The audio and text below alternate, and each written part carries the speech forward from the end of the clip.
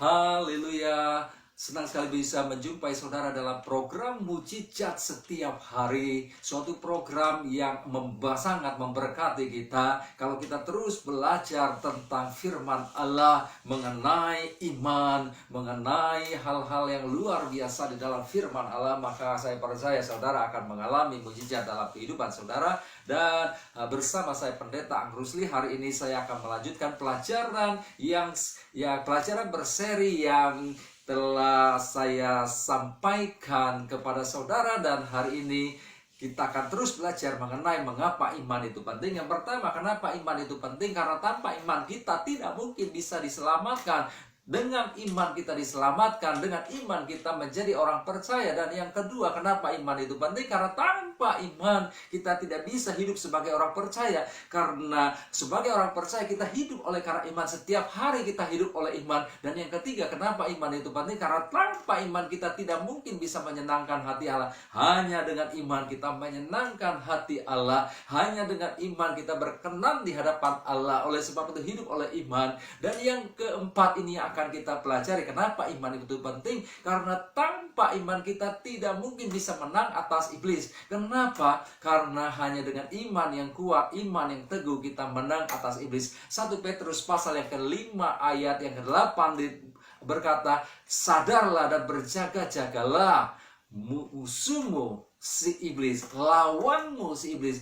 Jadi kita punya lawan, kita punya musuh, yaitu si iblis. Alkitab berkata, peperangan kita bukan melawan darah dan daging, tetapi melawan penguasa-penguasa di udara. Kita punya musuh. Musuh kita bukan darah dan daging, musuh kita bukan mertua kita, musuh kita bukan menantu kita, musuh kita bukan suami kita, musuh kita bukan anak-anak kita, musuh kita bukan tetangga kita, musuh kita bukan orang-orang yang tidak sepaham dengan kita, tetapi musuh kita adalah iblis. Hancurkan iblis, ya, kasihi orangnya, supaya kita bisa mengalami kemenangan demi kemenangan dalam kehidupan kita. Dengan menyadari siapa musuh kita, maka kita bisa melawannya. 1 Petrus 5 ayat yang ke-9, lawanlah iblis. Nah, Alkitab berkata bahwa kita harus melawan iblis. Iblis bukan menjadi teman kita, kita tidak kompromi dengan iblis. Iblis bukan menjadi sahabat kita, iblis adalah lawan kita. Kita harus melawannya. Lawanlah dengan iman yang teguh, supaya kita bisa menang atas iblis.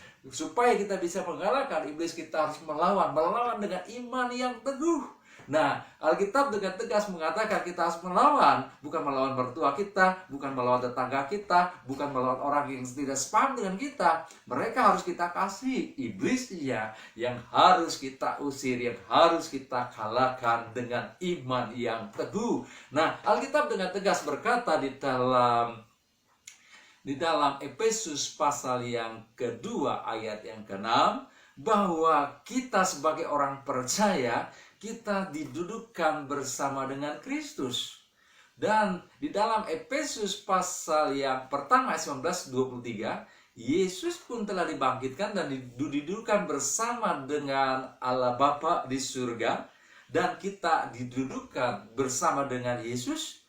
Dan Yesus adalah kepala gereja, ya, dan segala kuasa sudah ada di dalam Yesus, diletakkan di bawah kaki Yesus, dan Yesus yang adalah kepala di ayat yang ke-22, dan kita adalah tubuh Kristus, dan kepala gereja melimpahkan kuasa kepada tubuh dan diletakkan di bawah kaki Kristus. Artinya apa? Artinya sebagai orang percaya, kita memiliki kuasa, kita memiliki otoritas untuk apa? Untuk menginjak iblis. Jadi iblis sebagai musuh kita, posisinya ada di bawah kaki kita, di bawah kaki orang percaya. Sehingga ketika kita menghadapi iblis, kita percaya diri. Karena apa? Karena kita tahu bahwa sebagai orang percaya kita memiliki kuasa, dan iblis kita kembalikan posisinya di bawah kaki orang percaya. Haleluya. Oleh sebab itu saudara, hari ini saya mau ingatkan, kuatkan iman saudara, tumbuhkan iman saudara, dan untuk jadikan firman Allah sebagai bagian utama dalam kehidupan saudara. Maka saudara akan bertumbuh di dalam iman, dan dengan iman yang teguh saudara mengalahkan iblis. Tuhan Yesus memberkati saudara.